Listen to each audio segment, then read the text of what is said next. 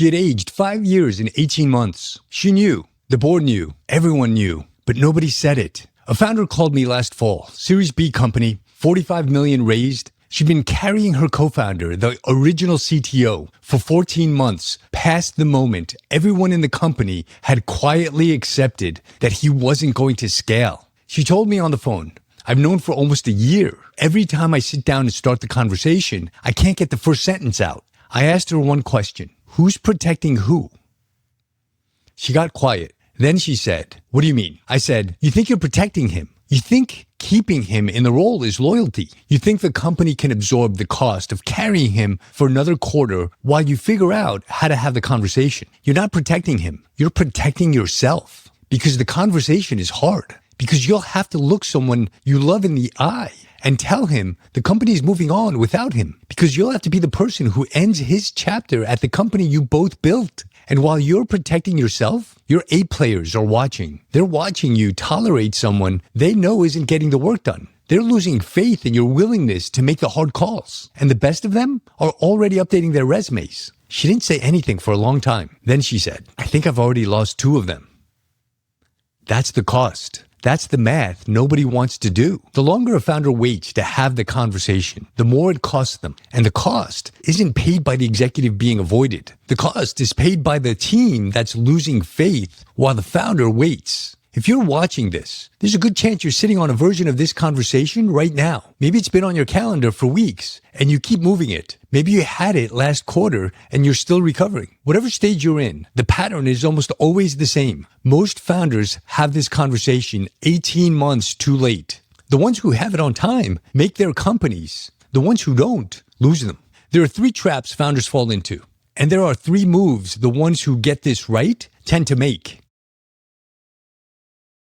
Trap 1, waiting for breaking. The quarter that gets missed. The executive who finally fails publicly. The wait happens because waiting feels safer than choosing. Breaking feels like permission. But here's the truth. By the time the breaking happens, the cost has already been paid. The A players have already disengaged. The board has already lost confidence. The executive being protected is exhausted because they felt themselves slipping for months and don't know how to fix it. The breaking doesn't give permission. The breaking just confirms what everyone already knew. Trap 2, confusing loyalty with obligation. The founder tells themselves they owe this person something because they were there at the beginning. They believed when nobody else did. They worked weekends when the company couldn't pay competitive salaries. Loyalty is real. Obligation is a story founders tell themselves to avoid the harder truth.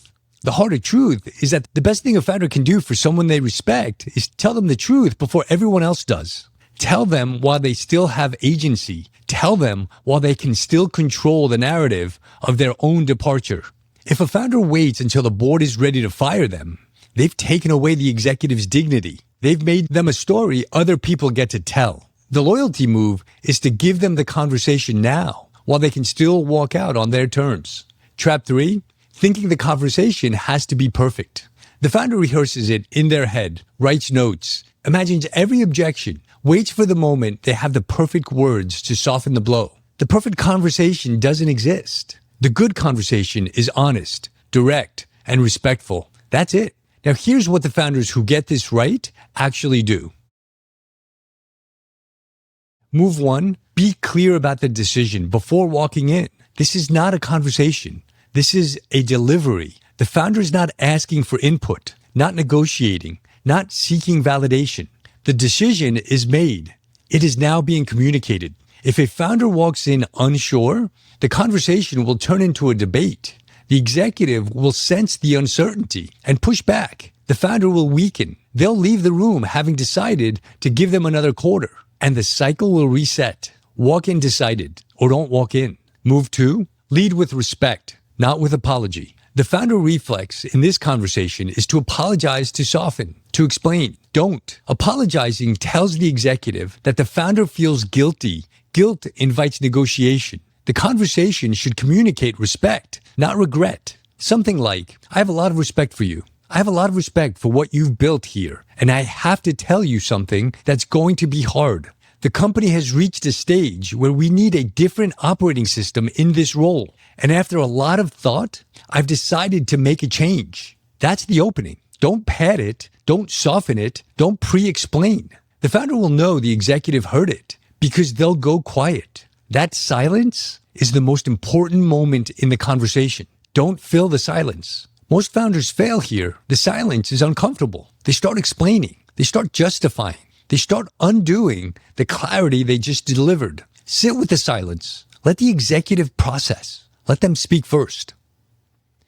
Move 3, make the path forward clear. Severance, transition, the story that gets told publicly, the references the founder will give, the runway the executive will have to find their next role. This is where care actually shows up. Not in the delivery, in the architecture. Generous severance is a respect move. It says, I value what you built here, and I'm going to make this transition as easy as possible for you. A clear public narrative is a respect move. Most departures get garbled. Either the executive is positioned as having failed, or the founder is positioned as having pushed someone out cruelly. Neither is the truth. The truth is usually the company evolved into a stage that required different leadership, and we're moving on with mutual respect. Write that narrative together in the conversation or in a follow-up the next day. References that matter, introductions to other companies, investor connections, the professional network the founder has built that the executive can borrow from in their search. That's how you treat someone you respect. Here's what happened with the founder I started this video with.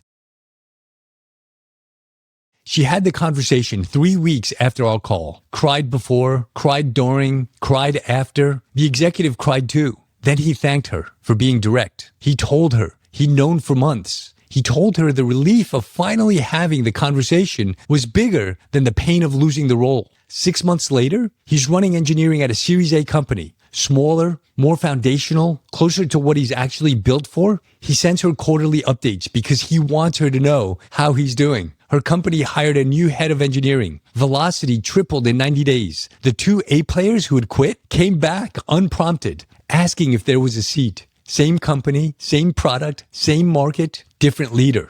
I've watched this play out hundreds of times. The conversation founders are most afraid of is the conversation that once they have it, they wish they'd had a year earlier. The fear is real. The cost of avoiding it is bigger. Every founder I've worked with has had to make this decision at least once. The ones who do it well make their companies. The ones who avoid it lose their companies, or lose their best people, or lose both. If this conversation is on your calendar right now, here's the question worth sitting with before the video ends. Picture the executive being avoided, not the failures, the person. Now picture the team waiting for the founder to act. Now ask, who is really being protected? If the answer is the founder, the conversation is overdue. The hardest hires are the ones you have to unhire. The hardest leadership decision isn't firing someone who's failing. It's letting go of someone you respect because they've become the bottleneck for the next stage. That's the conversation that breaks founders. And it's the conversation that once you have it, makes you the founder your company actually needs. If this video found you at the right time, subscribe. New ones drop weekly on the leadership decisions that build or break growth stage companies. And if you've had this conversation, drop a comment with what you wish you'd known before you walked in. The next founder watching this needs to hear it.